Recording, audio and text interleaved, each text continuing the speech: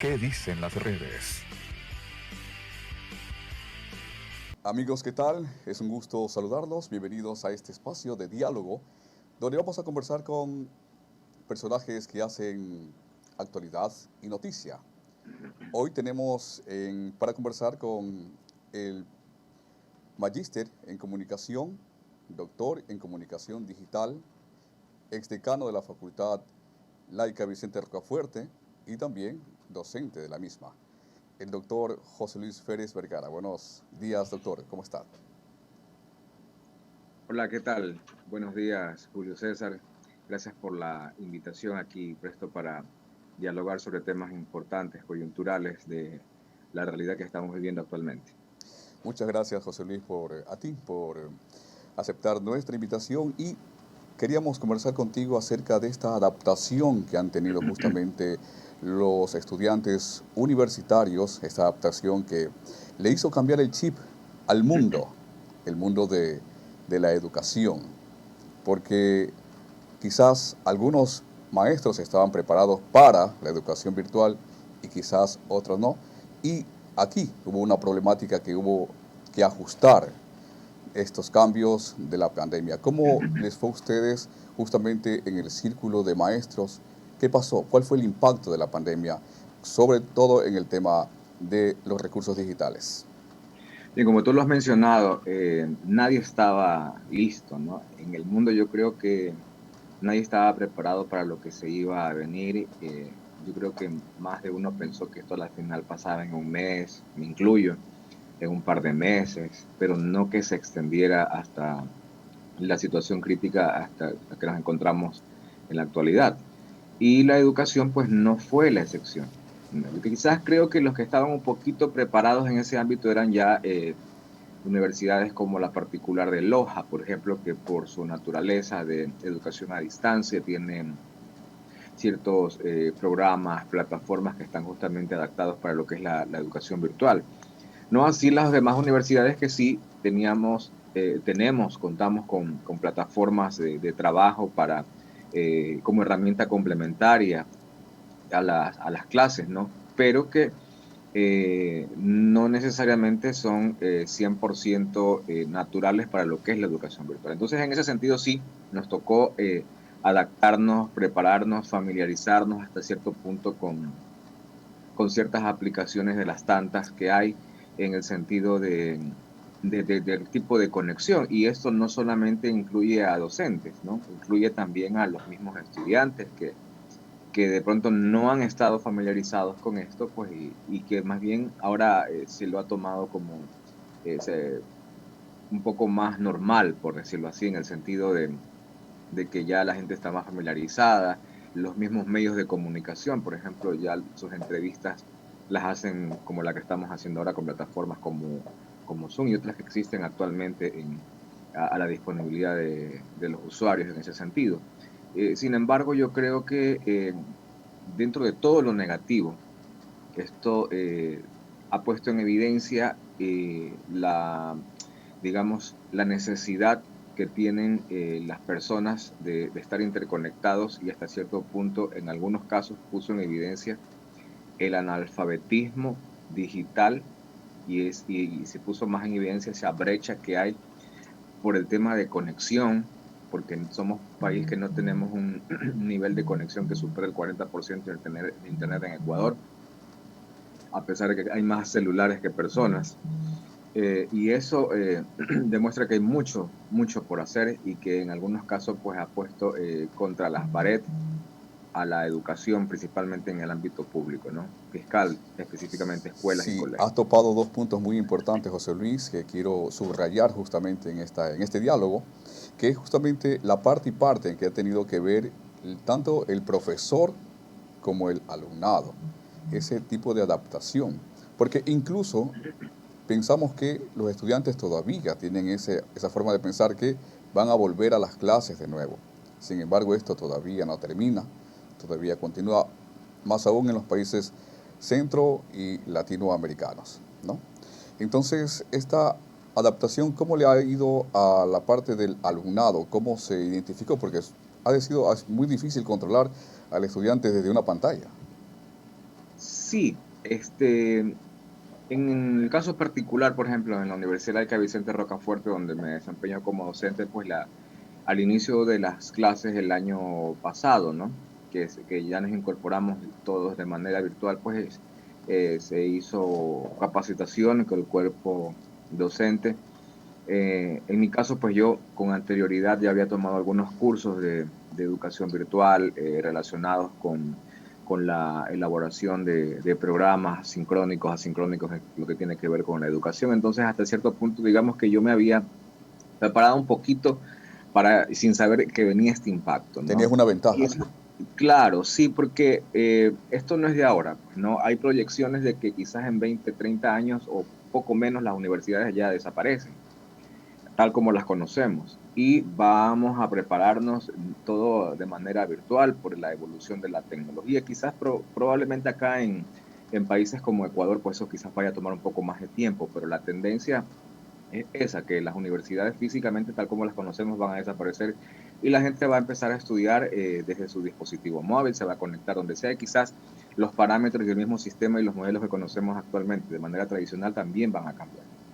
Entonces, en algunos análisis que se habían hecho y que yo había visto, empecé a tomar estos cursos en, en universidades que se brindan en educación continua, como para prepararnos más allá de la demanda que tiene todo docente de estarse actualizando de manera constante, porque tenemos un público como los estudiantes que siempre están a la vanguardia en el ámbito tecnológico y nosotros no podemos quedarnos atrás, Claro. tenemos que estar en ese sentido como al mismo nivel. Sin embargo, sí tengo que decir que a mí me sorprendió un poco el hecho de que en algunos casos yo esperaba un poco más de los chicos que se consideran nativos digitales, que se consideran tecnológicos, de las generaciones X, Z, de las que existen actualmente, ¿no? Los millennials, como le llaman algunos.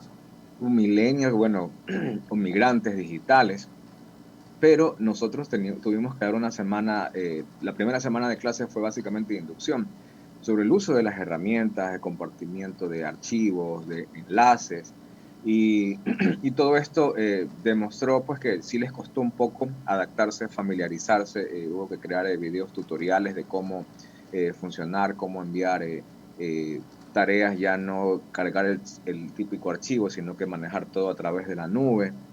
Entonces, eso les costó un poco, ¿no? Y también se usaron otras herramientas, otras aplicaciones que se vienen utilizando a nivel de la educación, que no son nuevas, pero que probablemente pues no son tan usadas de manera frecuente. No eran Entonces, utilizadas, esto no eran sí les utilizadas. costó adaptarse, Como Google a Drive, por pesar de ejemplo.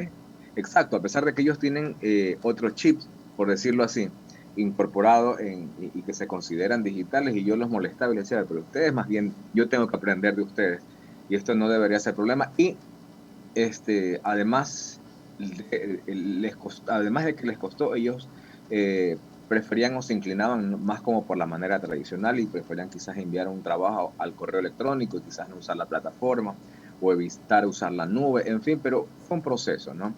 Y dentro de eso, pues tenemos estudiantes que son ahí de todas las edades, pues, ¿no? Y los que tienen mayor edad quizás les costó un poco más adaptarse, pero bueno, hemos ido lidiando con eso, yo creo que no solo, como lo decía, a nivel educativo, sino a nivel general de las empresas, evolucionando, adaptándonos, reinventándonos en algunos casos, porque eso todavía está para largo. Y como te digo, la proyección a futuro, yo creo que se aceleró en ese sentido este proceso de adaptación, porque como te digo, pues la proyección en un par de décadas o quizás un poco menos es esa, ¿no? Por la Y tecnología una y aceleración de 10-1, diría yo, ¿no? exacto, yo creo que sí hubo una aceleración en ese sentido, producto de la pandemia, si podemos decir que dentro de todo lo malo son aspectos positivos, porque nos obligó a adaptarnos a esta nueva realidad. Ahora, José Luis, tú que tienes esa proyección digital y has eh, puesto tu persona en ese campo digital mismo, por tus estudios, por tu formación, por tu preparación académica, ¿crees tú que esta es una ventana justamente para que las autoridades del Ministerio de Educación puedan abrir otras posibilidades ya de estudio? Porque como tú decías, las universidades pueden desaparecer, los colegios pueden desaparecer, y quizás hasta medios de comunicación pueden desaparecer justamente por las herramientas tecnológicas que existen y que son mucho más fáciles de utilizar, que tienen menos costos y claro, creo que ustedes también en cuestiones de recursos económicos estuvieron afectados e incluso por la cantidad de estudiantes que quizás dejaron de estudiar. ¿Crees que tú esta sea una ventana para que ya se logre de una vez aperturar todo el sistema digital? Yo creo que hay dos realidades, ¿no? Todo cambio involucra inversión, involucra que se implementen cambios de modelos y de sistemas. Cuando yo me refiero a que quizás desaparezcan las universidades, desaparezcan físicamente, ¿no? El modelo educativo es el que se va a mantener, pero las herramientas y la forma en la que se van a dar las enseñanzas, las clases probablemente cambie totalmente y sea virtual, en que no necesitemos ir a una universidad como tal, sino que lo hagamos desde nuestro espacio virtual como tal, con una identidad virtual, todo porque esa es la proyección como tal. Ahora, más allá de una realidad dentro de este proceso de globalización que estamos actualmente, hay un detalle y es que estamos atados o condicionados, yo pudiera decir, a la realidad de cada país, ¿no? Se pueden implementar muchas cosas. De hecho, aquí en el Ecuador hay proyectos muy buenos, planes muy buenos, pero que una cosa es lo que está en proyecto en el papel, otra cosa es la realidad. Se necesitan de recursos, se necesita de una política de Estado, de un compromiso en priorizar probablemente mayor inversión en la educación, cambiar una realidad que está ligada al hecho de que lo podemos palpar ahora con estudiantes, principalmente en las zonas rurales, donde se acrecenta más esta brecha digital que existe por el nivel de conexión, chicos que tienen que estar subidos en un árbol o subir a un cerro para coger señal o hacer recargas diarias de $5. Entonces, frente a una realidad que demanda el proceso de globalización a nivel de los países de primer mundo, segundo mundo, economías emergentes, como el caso de Ecuador, pues están condicionados básicamente a eso, ¿no? A lo que se puede hacer y la realidad para nosotros poder embarcarnos en ese proceso de globalización y de cambio y de desarrollo.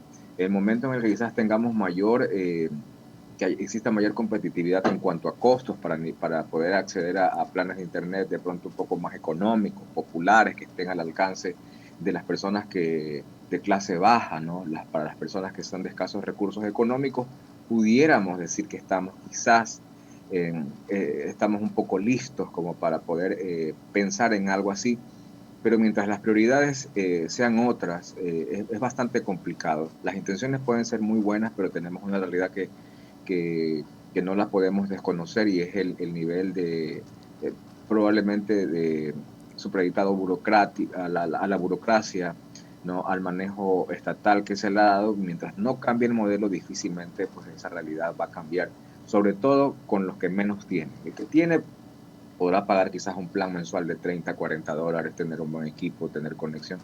Nosotros que medio hemos hecho alguna inversión, a veces tenemos problemas en algún momento quizás para conectarnos a todos. Nos ha pasado, creo que ha pasado a todos niveles. Ahora no se diga a las personas que quizás a veces su prioridad de pronto es ver con qué voy a alimentar a mis hijos este día, antes que pensar en pagar de pronto un plan de internet. Entonces, esas realidades pues yo creo que van a ser difícil, que son las que tienen que resolverse primero, ¿no? Hay que ir por etapas, por procesos para poder estar listos a lo que demanda el proceso de globalización en el sentido de desarrollo digital a nivel educativo, sobre todo. José Luis, te queremos agradecer por este diálogo sencillo, corto, pero efectivo. Has abierto justamente el abanico de las necesidades a priori que tenemos o tiene la sociedad justamente al enfrentarse a estas herramientas tecnológicas y a la educación justamente. José Luis, muchas gracias. Si tienes algo más Muchas que gracias. acotar. Muchas gracias a ustedes por la invitación, felicitarte por este proyecto digital de que forma parte justamente de lo que hemos hablado, la expansión de los medios digitales, esa libertad y autonomía que tienen los profesionales, como en tu caso, pues, de poder incursionar con sus propios medios, informando, orientando y formando a la colectividad en general. Muchas gracias por la invitación. A ti, José Luis. Que tengas un excelente día. Gracias. Gracias. ¿Qué dicen las redes? El comentario y la opinión de miles y millones de personas en el mundo es importante para quienes dirigen los sistemas del poder. Para cumplir nuestros compromisos con todos ustedes. Nos está ganando la partida hasta este momento el COVID-19. Hemos distribuido más de 300 tanques de oxígeno. Esto es Guayaquil, Guayas y el Ecuador. Las redes pueden cambiar decisiones y acciones. En esta cuarentena no me aguanto estar encerrado. Por lo menos su celular para poder recibir las clases. ¿Qué dicen las redes? Los análisis del sistema y su confrontación con la sociedad. ¿Qué dicen las redes?